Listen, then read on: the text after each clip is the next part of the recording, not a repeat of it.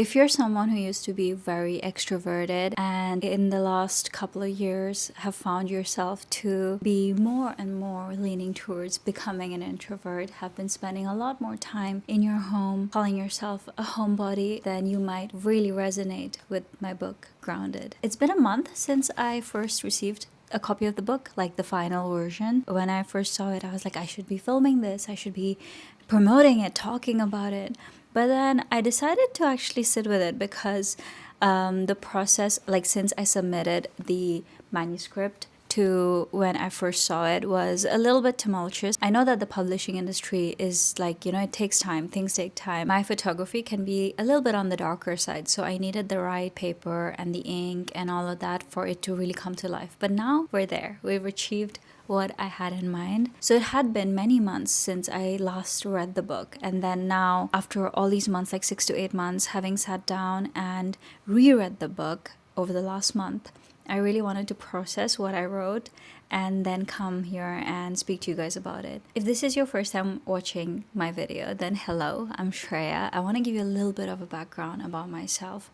I was born in Assam in India. I am 31 years old. The reason I chose my first book to be about my own personal relationship with my home is because I feel like ever since I was a kid, the spaces where I have lived have had a huge impact on me. And I do feel like everybody in some way is impacted by the spaces they live in, but we don't take enough time to talk about our relationship with our space and the impact that a home can have on a person. So I really wanted to write something that was deeply introspective and really talked about this subject matter while also understanding that homes can mean so many different things to different people. Another thing that has had a huge impact on me throughout my life is reading. When I first started getting into sharing my space on Instagram and posting about my home and my relationship with my space, I wanted to read more about it because I felt like with everything else in life, there's only so much that I've grown up naturally learning. And I wanted to know if there's other people who've talked about this subject matter. And it was not very obvious at the time when it happened, but I do think that several books that I have read have made me think about this relationship that I share with my home. And I want to share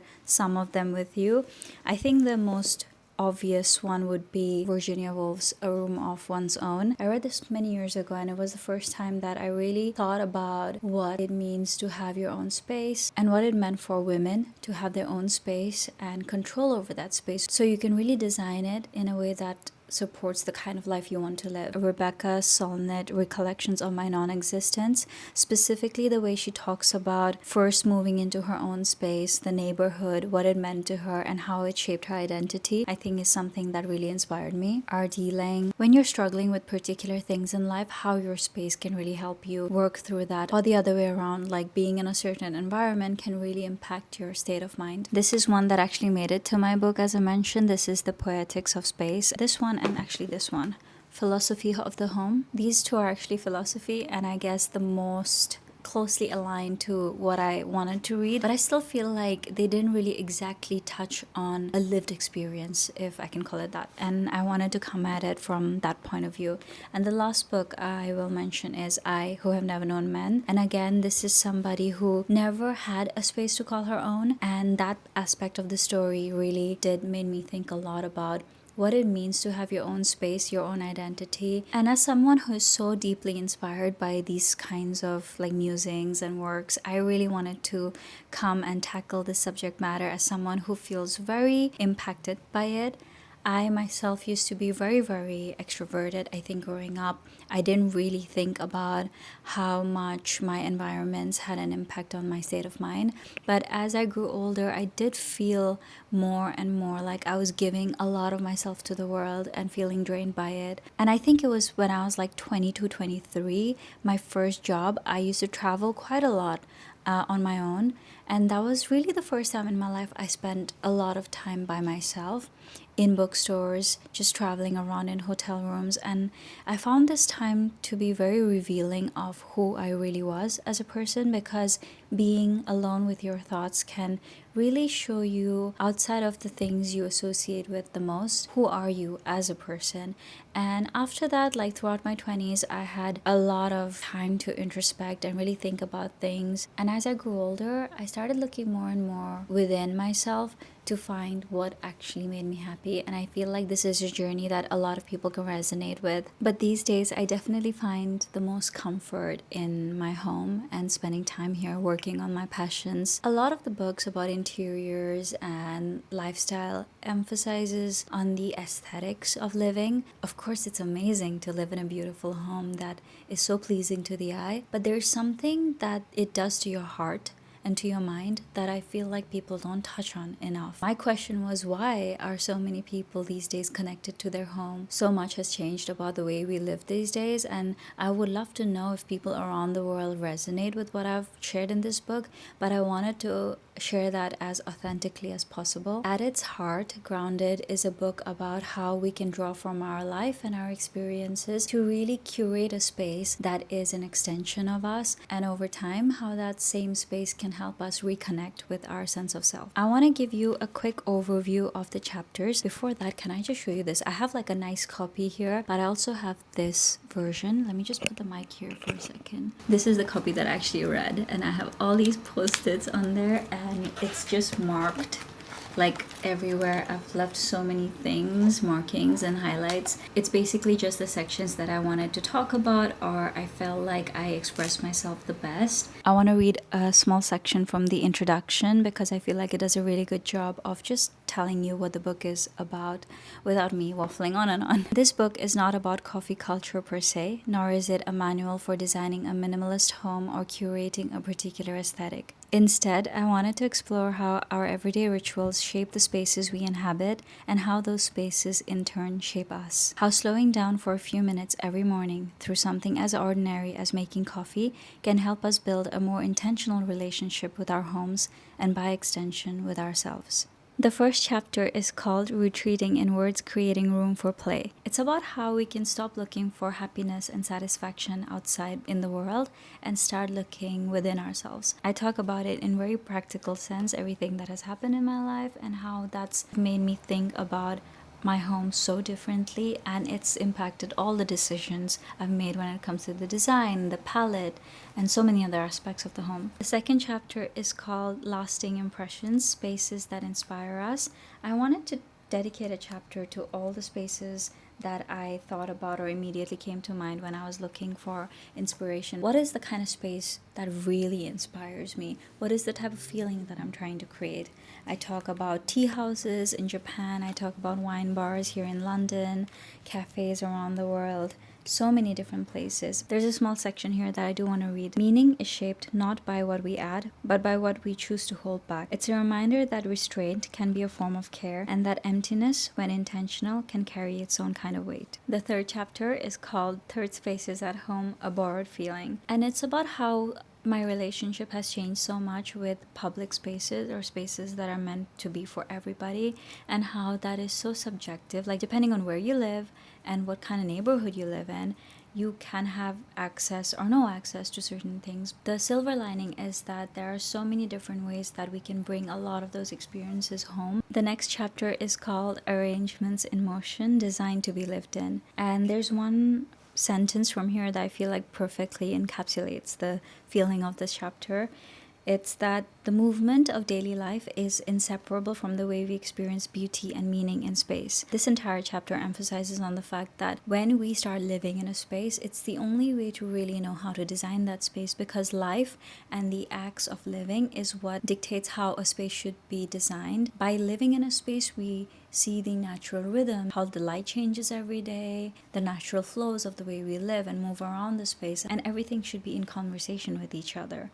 But one more aspect of it is how movement can be really baked into the design of a space. I often saw this term in my comment section of like a lived-in space, how our home looked like it was really like lived in. And I really think it boils down to being able to integrate practicality into the design of a home. And that's something that I really wanted to take time to talk about because, again, I didn't see a lot of writing about this subject matter. It's a chapter that I really enjoyed working on. Next, Next, we have a language of colors, tones, textures, and material depth. And this one, I wanted to talk about it because I feel like when it comes to neutral homes, you don't have to stick with beige and white and cream and like the lighter palette. Tones and materials are so important. Knowing how to create contrast using very different materials like stone, metal, bringing a lot of these industrial features into a domestic space, and those are the kind of things that I really feel like make a home interesting. It provides a lot of visual intrigue, and this entire chapter is just dedicated to talking about how to make different conflicting materials and tones really work in a domestic space. There is a break right here after the first 5 chapters with a conversation with Marco. I think choosing to take the time in your day to grind your own beans, make your own coffee from scratch, yeah, of course, it's a really nice thing. But it also made me think about how intentional it is, because he does it every single day. No matter how busy he is, he'll always take the time to make both of us a cup of coffee, and we enjoy that. And it's that intention aspect which I feel like is the basis of everything that I write about and I live by. And this conversation, I think, can be very revealing of the kind of people we are. When you're appreciating a space or a home, it's really the people that you're appreciating. And I did want him to be part of the book, because I don't think you can talk about Taro's house without one of us. So like Taro too, I feel like is a big aspect of why our home is the way it is. Ah. He's like, you're talking about me? Chapter 6, Patterns of Belonging, Identity Embedded in Space.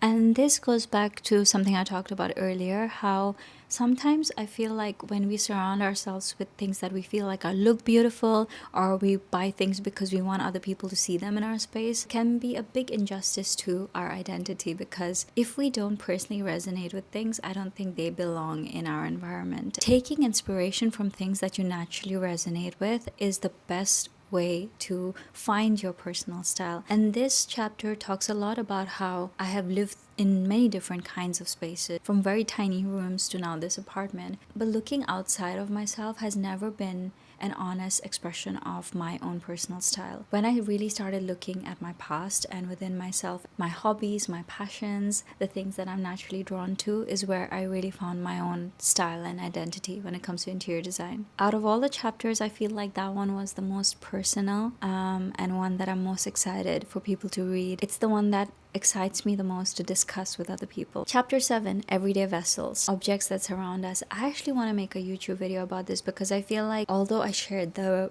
basic philosophy of what I want to talk about, I want to show like real world examples of how I integrate this. I really wanted to touch on, our relationship with objects, because I mean, look at our home. I'm surrounded by so many things, but I have such a deep connection with every single item that is in my environment, because I really feel like every single small interaction with objects leaves an impression on me. Choosing the objects that are in our home, it was a very intentional process, and this is again something that I feel like while I was writing it, I learned so much about myself. The next chapter was possibly the hardest one to write. It's called Unfiltered, Embracing Conflict in Space and Self. And it's this idea that sometimes we struggle to accept the more imperfect parts of ourselves.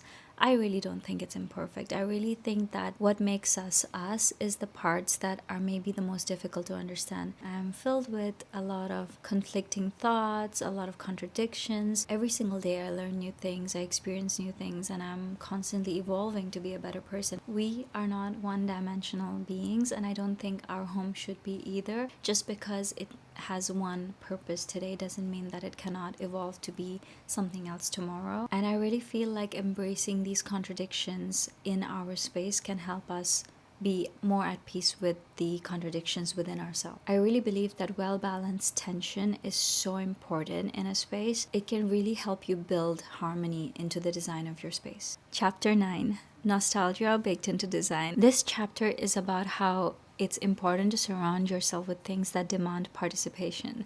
And by this I mean that you can have many pretty vases, and you can have sculptures and things like that, but I like to personally surround myself with things that demand participation. Books, chessboard, mahjong, beautiful teapots, beautiful ceramics, coffee machines, all of these things. Like, nothing around me is just here, sitting here looking pretty. Everything is like things that I interact with. And a lot of these things are not modern. Quite a few things are very analog. The vinyl player, stacks and stacks of books. These are all things that will potentially outlive me. And being surrounded by things that demand so much participation from me, it just keeps my hands and my mind engaged.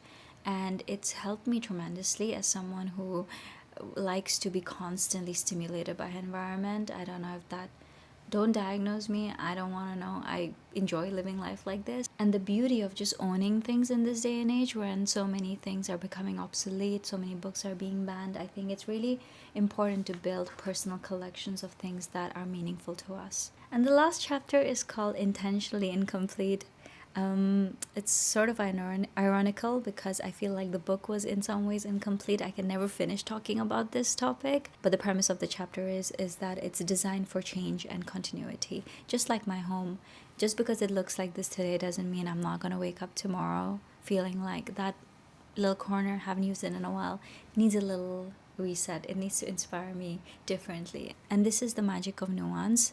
I think just because something is one way today doesn't mean it cannot evolve to be something else entirely tomorrow. The point is that this is our space, and just as we are growing as people every day, our homes should evolve with us to meet our needs tomorrow. And that's where I'll leave you with Grounded.